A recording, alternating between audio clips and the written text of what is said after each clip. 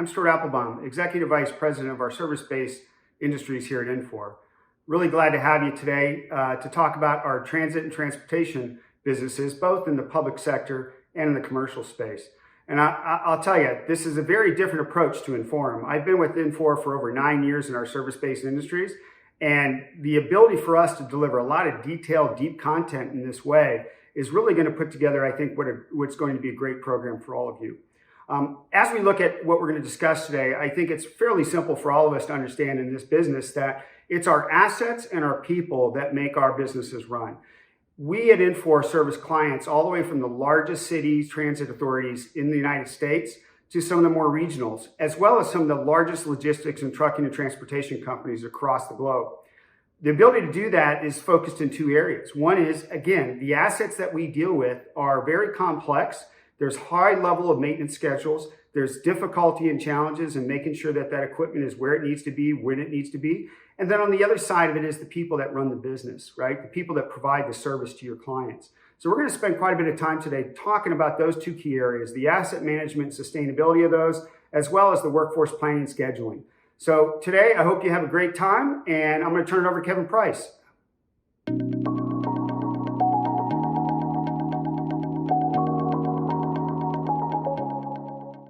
I'm here to speak a bit about the trends in the transit industry. Now, it depends on where in the transit industry you'll find certain trends, such as light rail, medium rail, heavy rail, commercial rail, busing. There's a lot of different areas to look at when we think about the transit industry. But in general, there are some themes that are happening, especially around scalability and the asset and work management offering. When we think about scalability, assets of every single kind are deployed. Linear assets, component assets, networked assets, and even more. Another element is operating where our employees operate and knowing as much as we can to optimize that resource. When we think about that, we think about workforce management. We think about human capital management. We think about making sure that those employees are educated, qualified, and certified to a safe and clean operation. We also think about reliability where it matters most. Reliability where it matters most, make sure that we think about those assets themselves. Are they clean? Are they operational? Are they sound? Have we done the last bits of inspection that we need to before we put them out into the field? Do we understand when they're going to fail, how they're going to fail, to what extent? Understanding that reliability and flexibly understanding that reliability is important. An ability to plan for the future is another one. Being able to model the future. This particular issue that we find ourselves in business continuity disruption is not new. We've seen other types of business continuity disruptions around things like hurricanes, floods, tornadoes, you name it. There's always going to be some type of issue that's going to face this economy and face this particular section of it. The idea is, how do we plan for the future? How do we model ourselves into that plan into the future? The next bit is getting there. How? What's the best way that we can get to value? What's the best way that we can bring good profit amongst our customers that are enjoying our solutions?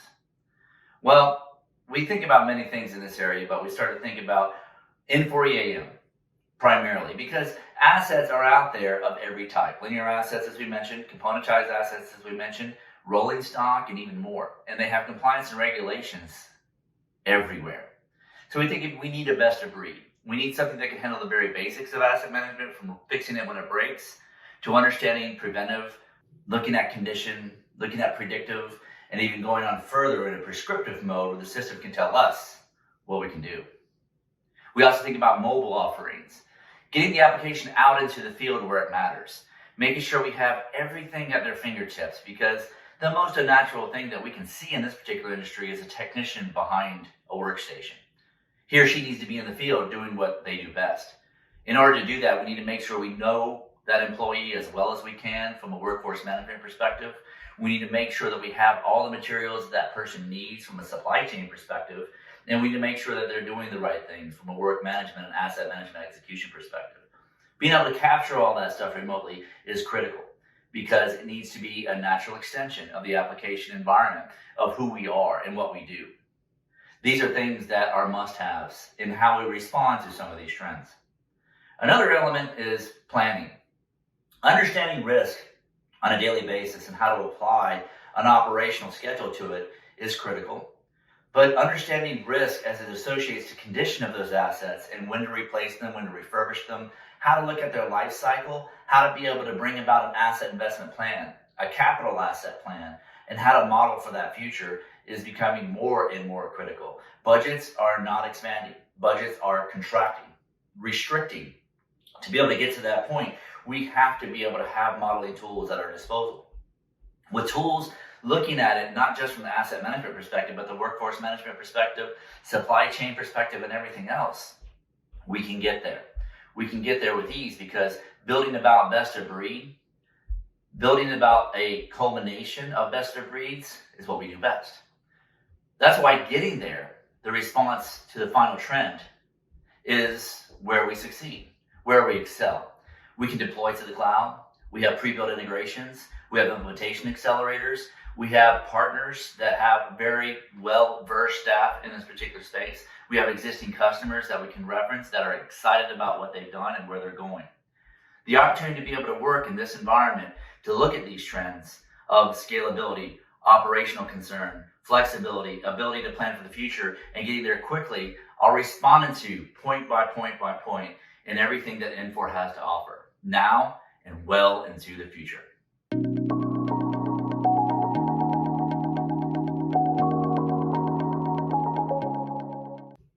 So when we think about the overview of EAM, the solution that it comes into, we think about the business challenges.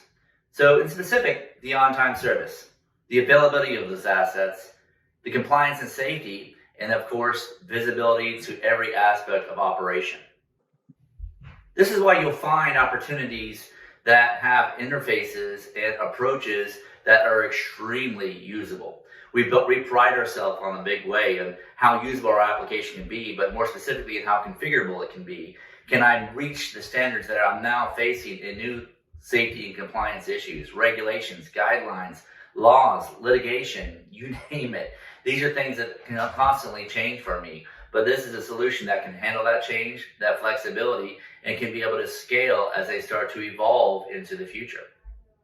Another element is looking at how we can see these details, the insights into our assets, the insights into our work elements, the insights from a business intelligence perspective, from a transactional reporting perspective, and from a mobile perspective. We need in this environment to have solutions that are naturally extended into the field, that can be available at a moment's notice because they're based in the cloud, that can give me information to make decisions that matter. How am I supposed to spend my budget? Where am I supposed to get my budget from? And what should I prepare for in that budget for the next 5, 7, 10, and more years? This is why we look at every aspect of the operation, from the operational considerations, from the material considerations, from the labor considerations, from the depreciation of the asset. We even look, unlike our competitors, at the consumption of energy for those assets, not only from a socioeconomic concern, but also from a costing concern. It is our intention to be able to create as much good profit as we can for our transit customers, of which we have 4 out of the top 5. It is our concern to be able to have that as a scalable element, giving you competitive advantage in the space, allowing you to be a steward of the revenue that you have been granted to be able to operate, and being able to look into the future to be able to do an even better job. I wanted to spend a moment with you to discuss a topic I'm passionate about: warehouse management. Transit agencies store maintenance, repair, and overhaul items in large storage spaces and warehouses. These supplies can be worth millions of dollars, and often there is not a strong awareness of the value or volume of the materials sitting on the shelves. You may be using an enterprise asset management solution with some limited capabilities around warehousing. In many cases, there may be a need for more advanced warehouse management capabilities. Infor's WMS, Warehouse Management System, is a best-of-breed Gartner Magic Quadrant leader.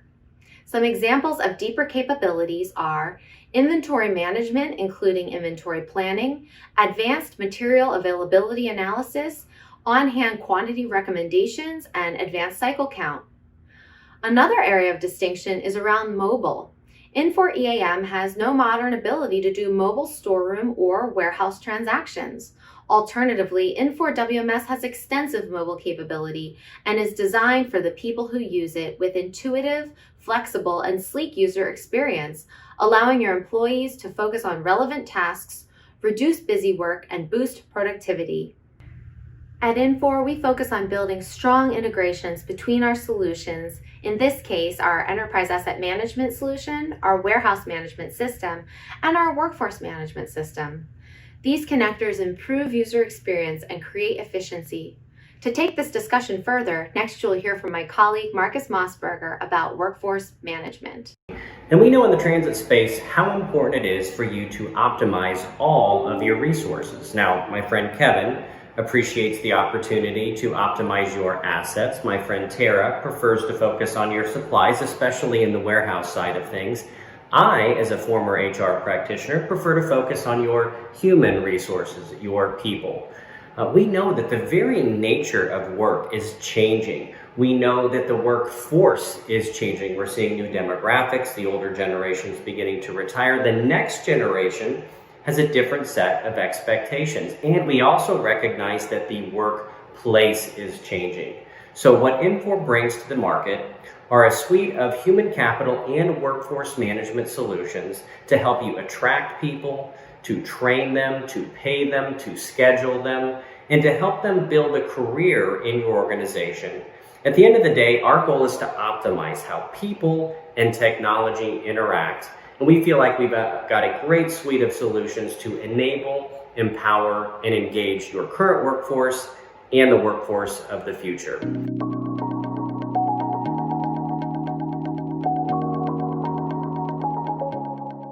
So let's take a short moment and understand the roadmap. So when we think about Infor and we think about other solutions that are out there in the marketplace, we find that we are a bit different. And why is that? Well, we're a cloud-first release strategy company. And what does that mean? Well, it means we release to the cloud first. Now, we have on-premise solutions. We always have. An application like Infor EAM, as an example to that end, has been around since 1986. We've been in the cloud since 2001. So over that time, we have developed a strategy that releases on-premise about once a year, and then 4 to 5 releases in between those on-premise releases are the cloud-first releases. Now, this is a bit different approach than what you'll find in other solutions on the marketplace that tend to have more of a development framework, a deployment framework, a customization framework, a mobile framework, a GIS framework, an integration, you name it. From what we do and how we do it, we offer solutions that are built for deployment in production, that are one single product versus a series of platform items. You don't have to develop these things on site. And when we develop these applications out, we do so with influence. What I mean by that, we have a ton of customer user advisory boards, customer experience boards. We have different types of focus groups that are built in, regional groups that are built in. We have analysts that we talk to and confer with on a regular basis, and we develop nothing without the use case in mind. So if you think about the roadmap as an example, what you'll find are things that include a lot of variety but have themes. You'll find things that are involved with usability. You think things that are involved with integration, things that are involving different types of last mile capabilities for this particular industry. Around the enterprise asset management side, as an example, you'll find more around mobility to do condition inspections, non-conformities, case management, being able to have more scalability of the mobile solution down to the core application and back, and being able to have it matter to that particular employee. You'll find things around linear asset management. You'll find things around work order dispatching. We have solutions that cater to this particular industry very well because we lead it for a reason. If you think about another component that we have, it's integration. Taking the best of breed applications like a supply chain or workforce management and integrating it out of the box to what we do with Infor EAM. In this particular space, we find a need to not only grow the enterprise asset and the work management experience, but also how those materials get there, how they're warehoused, how they're prioritized, how they're scaled. And the people side of this equation is very important as well. Asset-intensive industries like transit have asset-intensive operations. And when we think about that, we think, well, we need to incorporate more than just EAM. And we do. And that's the benefit with Infor, is that we can look at it more holistically by bringing best-of-breed application environments with best-of-breed application environments, having them pre-built integrations, and then looking at a way to be able to deploy them out. That's why our roadmap not only includes industry capability, includes usability capability, but it also includes a lot of integration capability. Our innovation is deep and it is broad, but it is focused on a transit industry mindset. Another thing that we focus on is deployment and implementation.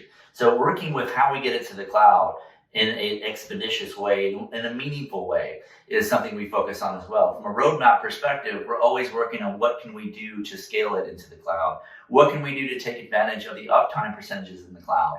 What can we do to take advantage of the security operations that are in the cloud? These are things that we've been working with for a very long time, but continue to expand with each release. You shouldn't have to worry about security controls. You shouldn't worry about hardening an application. These are things that we help take for you. We also are working with different types of vendors and how to build this together.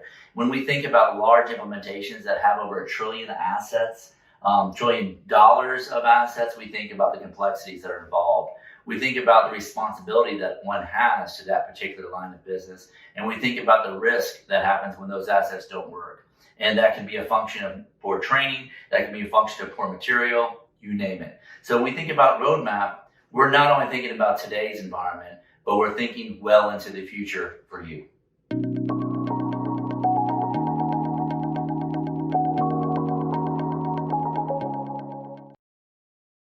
You heard all the investments we made in our industry-focused Cloud Suite solutions.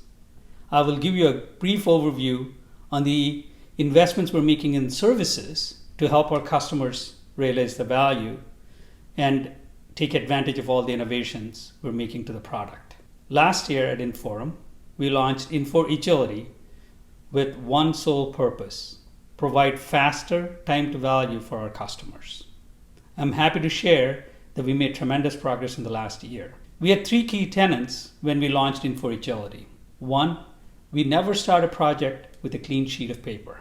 We always bring Infor's point of view for that industry to help customers get started with the project. Second, we focus on giving quicker wins or go-lives to our customers, embracing agile principles versus big bang and prolongated projects. Third, go-live is just the start of the journey with our customers, not the end. In order to make those tenets successful, we've invested in a few things.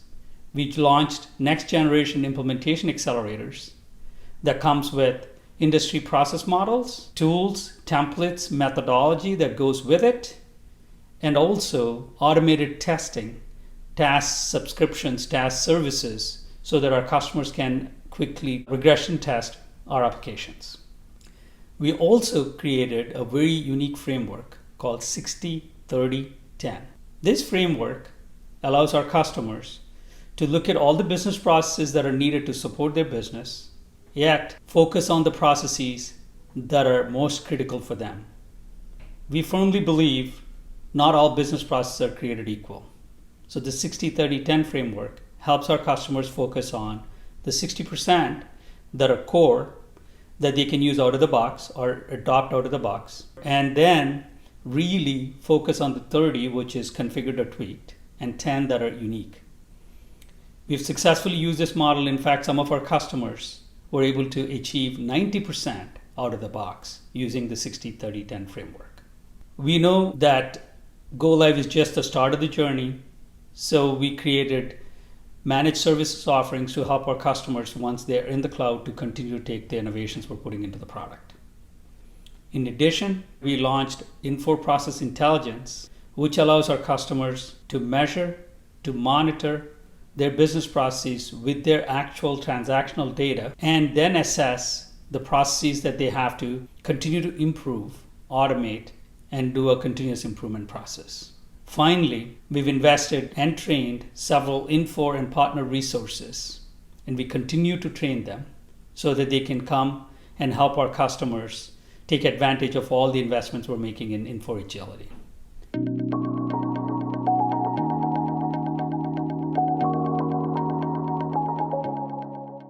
So finishing this out, you think, why Infor? Why not Infor? Don't you deserve the best of breed? Don't you deserve a world-class solution? When you look at your operations, don't you have trends that we've talked about? Don't you have challenges that we've talked about? And wouldn't they be best answered by solutions that we provide? When you're thinking about this, you're thinking yes to a lot of these answers because it's true. Thinking about a best-of-breed application like EAM, for example, who's had its first line of code in 1986, has been around. It's why we have 4 of the top 5 transit agencies in North America and more. It's why we're a Gartner Magic Quadrant leader. It's why we've won awards. It's why we have one of the best support organizations around. And that's not just EAM. It's across the board. If we think about supply chain, if we think about workforce management and others, there's other accolades to consider. So working with Infor not only affords you the solutions that matter, but in a world-class way. Another point is to think about the deployment, the implementation, the model. We want to get you to value as fast as we can. And in a way that's not custom, in a way that can be upgraded, in a way that can migrate. And thinking about how your operation works, you should not have to worry about the technical infrastructure, but you should enjoy the benefits from it. The good profit that we can bring you in helping you expand your organization, helping you become less risk averse, and helping you become more flexible in responding to what your customers want is what we do and what we will do together. Thank you very much for your time.